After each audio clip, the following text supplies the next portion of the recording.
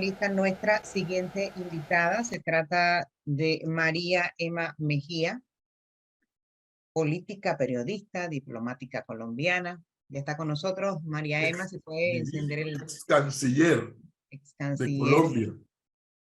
Ahí está listo. Buenos días. Ustedes. Bienvenida. Muchísimas gracias, un honor estar en el programa de ustedes, Muy profesor. amable. A ver, María Emma Mejía fue canciller de Colombia, país con el cual nosotros, los panameños, no solamente tenemos una frontera, sino con el cual también tenemos una historia en común. Y eso nos lleva pues a estar muy pendientes de lo que pasa en Colombia. No sé si será al revés también, si Colombia estará muy pendiente de lo que pasa en Panamá. Pero, por ejemplo, la presencia de capital colombiano en Panamá cada vez crece más y es una cosa que llama la atención que esos capitales lleguen a Panamá a invertir, lo cual es muy bueno. Y por eso quiero comenzar esta oportunidad que María Emma Mejía nos regala, preguntándole por lo más actual, o sea, ¿cuánto cambio, más allá del resultado de las elecciones donde ganó el presidente Petro, cuánto cambio considera usted que ha habido en Colombia profundo con la llegada, por así decirlo no, real, con la llegada de la izquierda al poder en Colombia, cosa que para algunos era impensable? Yo arrancaría por ahí. Definitivamente era impensable. No hay, no parecía existir la posibilidad de que una izquierda, que en algún momento de nuestra historia, en los 60 nace, dijéramos, la guerrilla en América Latina y por supuesto la nuestra en Colombia, fue la manifestación de esa izquierda, una acción guerrillera y no un partido político. Entonces parecía impensable y siempre que se trataba de una paz, Belisario Betancur, usted recordará, intentó la paz. Carlos Lleras, vámonos más atrás, inclusive intentó por muy poco tiempo, le fracasó ese proceso, pero Belisario Betancur como que arranca que él fue el hacedor de Contadora. No se les olvide a ustedes, no se nos olvida a ninguno de nosotros que tiene mucho que ver con este país, como todos nosotros sentimos que tenemos que ver con Panamá. Entonces, ha habido distintos procesos. Esos distintos procesos han intentado consolidarse. La paz de Gaviria, la reforma constitucional, la desmovilización del M-19, de donde sale nuestro presidente. Y hoy diría yo que hay un cambio muy profundo, primero en el esquema de la llegada de la izquierda democrática. Segundo, en la propuesta. Está cumpliendo a rajatabla lo que prometió que iba a hacer. Una reforma a la salud, una reforma pensional muy profunda, una reforma a las pensiones, una reforma intentó, bueno, sacó la reforma tributaria que no logró Chile, por ejemplo, el presidente Boric muy rápidamente. Entonces hay una transformación que a veces un poco asusta a los colombianos porque son demasiadas reformas al mismo tiempo en unas mayorías del Congreso que ahora parecen estarle fallando y se están separando algunos de los miembros, particularmente por la reforma a salud, que es casi que una estatización nuevamente de lo que hace 30 años fue el Instituto de los Seguros Sociales. Entonces hay como esa variopinto, uno sí y uno no, pero con preocupación lo miran algunos, claro. Sí, usted fue la canciller del presidente Santos, ¿no? Yo fui canciller durante el periodo del presidente Samper, si ve antes, yo fui candidato Sí.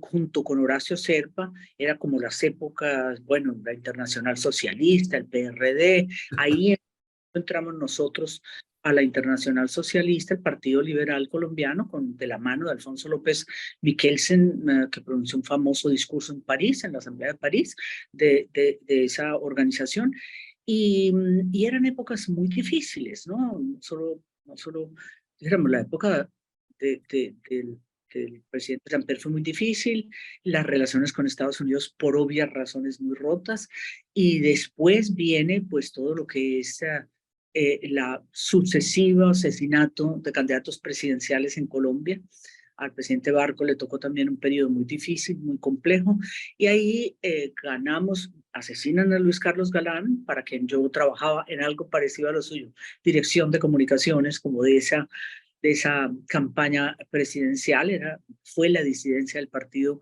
Liberal hasta que se integró al Partido Liberal, y lo asesinan, y yo me voy, pues me nombra el presidente Gaviria como consejera presidencial para Medellín, la Medellín del narcotráfico, la Medellín de Pablo Escobar, que afortunadamente hoy parece tener otra cara, por lo menos en el ámbito de este asesino que acabó con una generación. Sí, la pregunta se la hacía con el error de ubicación, porque incluso a mí me tocó estar en Colombia para la cobertura de la plebiscito, referéndum, no sé, no recuerdo cómo le llamaron, de la paz que había negociado el presidente Santos.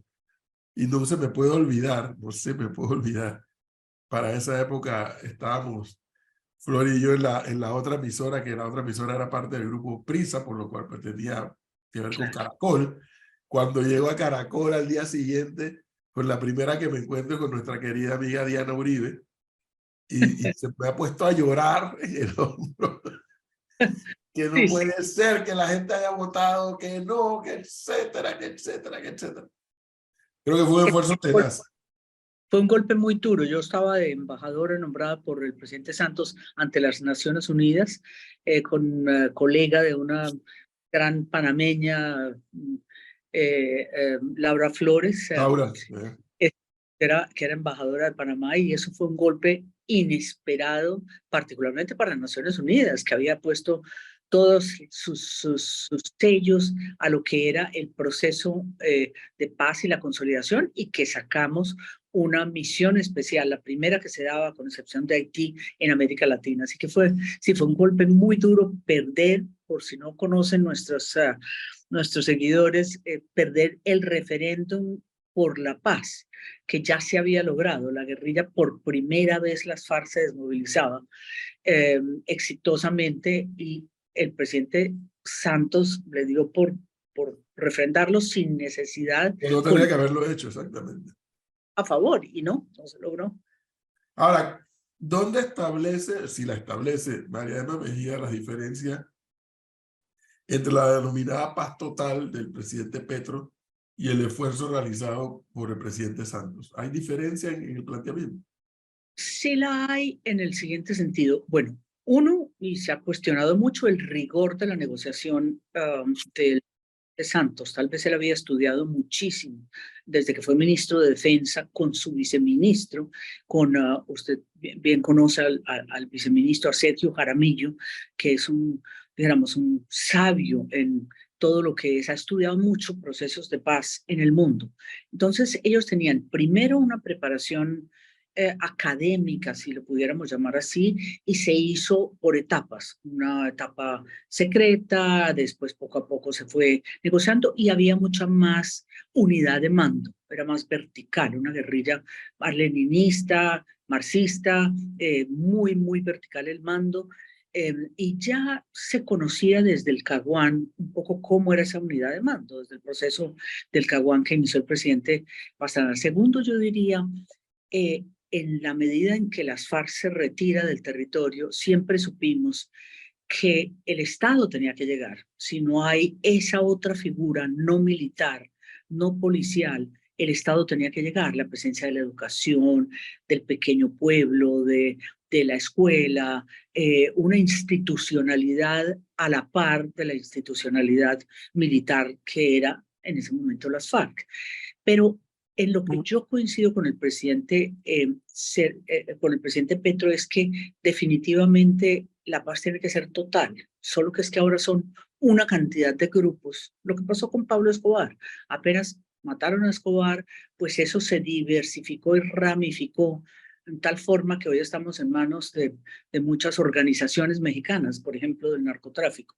Entonces, yo creo que esa paz, muy distinta a la anterior, tiene que darse, porque no podemos negociar con el ELN y dejar todo ese otro reguero de organizaciones criminales, unas vía sometimiento, porque son delincuentes, no es una organización política, y otras vía, como el ELN, que lamentablemente cometió un acto atroz ayer con el asesinato de 9 entre policías en servicio y suboficiales.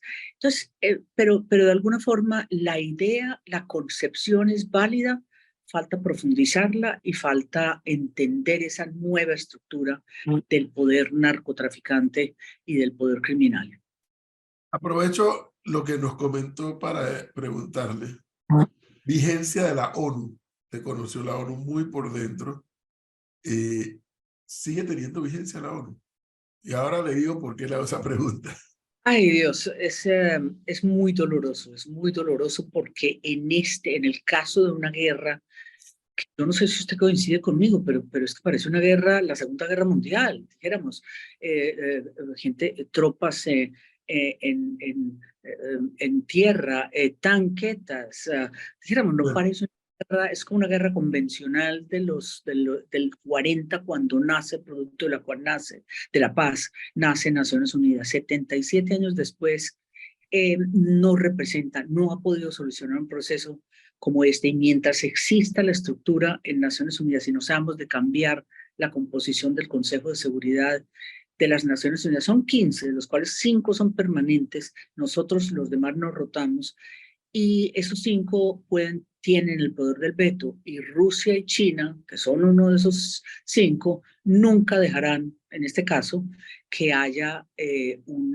planteamiento más moderno. Así que no sé si ha muerto Naciones Unidas, pero su vigencia, su peso específico no soluciona, en ese caso, una guerra convencional como esa.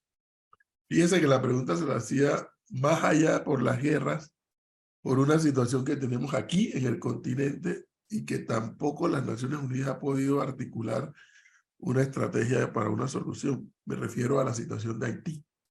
O sea, lo de Haití es una vergüenza para el continente. De Haití solo hablamos cuando hay terremotos, o ahora que las pandillas o las maras, como le llaman en El Salvador, los grupos anárquicos han tomado el país prácticamente. Y Naciones Sí, Unidas ha estado presente allá, etcétera, y nada que se resuelve. sí, Naciones Unidas estuvo presente con una misión, la misión llegó a su fin sin lograr un éxito, 15 años, 3 lustros en que no se pudo hacer nada. Yo recuerdo cuando el presidente Santos le tocó participar en Colombia, eso es rotativo, dentro de los latinoamericanos tenemos 2 cupos y Colombia presidió el Consejo de Seguridad, y en ese momento priorizó a Haití como dentro del Consejo de Seguridad y no tuvo el más mínimo eco, la más mínima reacción, y hoy ya ni siquiera hay una misión, se está intentando buscar alguna, alguna posibilidad, pero una nación a la que le debemos mucho, ciertamente pues Bolívar le debe mucho, ¿no? Nuestra independencia le debe mucho a Haití, sin embargo hoy ya prácticamente es la anarquía total. Primero que lo sufre es República Dominicana, su vecino, Por supuesto que sí, y por supuesto. luego, que es a la pregunta que quiero llegar también con su experiencia, luego hará un nuevo fenómeno, nuevo para nosotros, por la forma en que ha incrementado, me refiero a las migraciones. Un altísimo porcentaje de estas migraciones irregulares viene de Haití, vienen de Cuba también, es más reciente por razones dramáticas de Ecuador, ni hablar del caso de Venezuela, la diáspora venezolana. ¿Cómo ha analizado usted la forma en que ha crecido de una manera exponencial para mi gusto? Porque lo estamos viviendo acá en Panamá y ni hablar en Colombia, donde hay más de 1 millón de venezolanos, que ahora lo Y estamos viviendo con el tapón del Darién que lo han destapado los migrantes. exactamente, me acuerdo cuando estaba yo vinimos una vez a conocer el parque, o ese límite, dijéramos, del parque con el presidente Samper, y tratamos se intentaba que se pudiera destapar ese tapón más allá del tema medioambiental, y eso fue absolutamente imposible. usted tiene razón, es la frase mejor que he escuchado. Los migrantes fueron capaces de destaparlo con su tapa.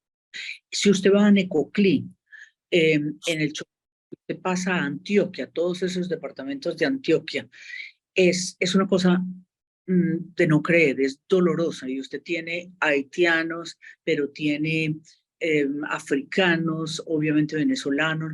Colombia ha empezado a migrar a unos niveles que nunca habíamos visto hacia Estados Unidos, cruzando, destapando este tapón del Darién.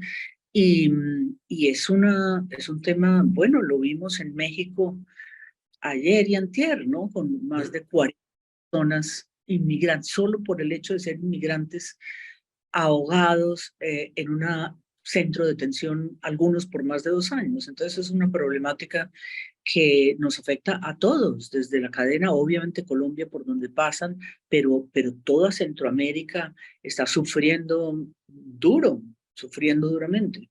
Y los costos porque ningún estado, si a los estados les cuesta resolver los problemas del día a día de sus nacionales, ¿cuánto más le va a costar ahora solidariamente recibir a los migrantes? Porque también cuesta.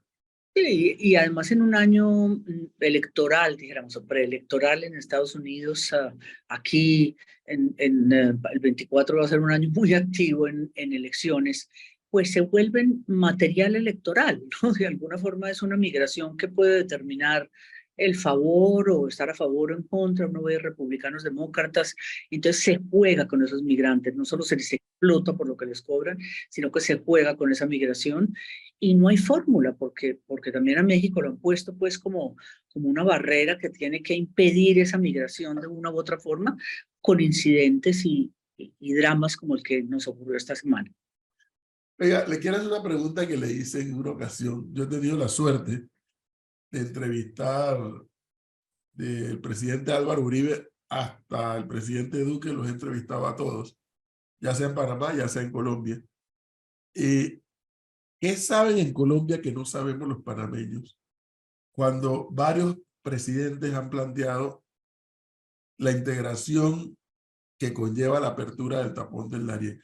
Como en efecto hay un tema ecológico y demás, eso es real, pero pareciera que en Colombia saben algo que los panameños no sabemos, cuando yo veo que prácticamente todos los presidentes nos han planteado lo mismo. Pues no sé, pero para mí yo lo miro solo desde el ámbito ecológico, dijéramos, desde el ámbito del cambio climático, en un presidente como el presidente Petro, que ha enfocado su discurso en Naciones Unidas, ahora en la cumbre iberoamericana en Santo Domingo. De todas maneras es el tema de la protección de ese tesoro que tiene afortunadamente nuestra región. Suramérica, por su agua, por supuesto, la Amazonía, pero es integrar de alguna forma ese tesoro. Por ejemplo, el tapón del Darién hasta ahora inexplotado.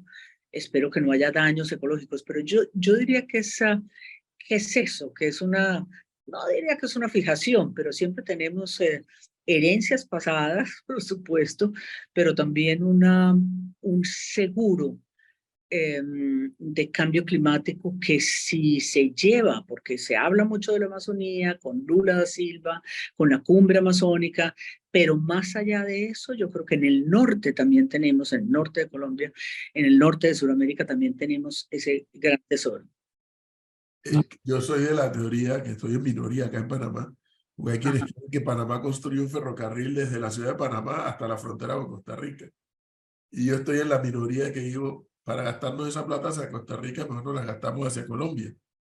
Porque Pues nos integra más con el sur que con el centro de América. sí. Sí, esa de alguna forma fue hace tiempo. Yo creo que ha sido idea de presidentes, como usted bien dice, ¿no? Con el Toro, me acuerdo en esa visita que hicimos a los dos presidentes, y era ese sueño, ¿no? Que creo que comparte muchísimo el presidente Gustavo Petro. Vamos a ver qué ocurre, pero claro, la problemática de nuestra región es tal que la situación económica que viviremos este y el otro año en particular no va a ser fácil. Bueno, doctora Mariana, muchísimas gracias por darnos este tiempo, por pasar un poco revista, que agradable pasar revista de algunos temas que no todos los días conversamos acá con los oyentes, con alguien que evidentemente pues tiene una experiencia acumulada interesantísima y, por qué no decirlo, también brillante. Hemos conocido de su gestión en aquellos momentos. Y bueno, sobre todo porque viene de un país con el cual, como dije al inicio, los panameños tenemos una relación muy, pero muy particular, más allá que por el tema de frontera, por una historia que compartimos ambos países. Pues muchísimas gracias. Ha sido un honor y un gusto, una conversación tan cálida como la suya, y cuente con nosotros. Y bueno, ya habrá mucho que conversar a lo largo de estos próximos meses y sobre todo en el año 24, que tantas cosas. Algo de eso hay. Ahora en noviembre, ustedes el año entrante, las locales nuestras, regionales, y por supuesto en Estados Unidos. Y todo eso tiene que ver con dos países que se quieren tanto como Panamá y Colombia. Y que de una manera u otra se interconectan todos esos calendarios electorales. Totalmente, totalmente. Muchas gracias, profe. Muchísimas gracias, muy amable, que esté bien. Gracias.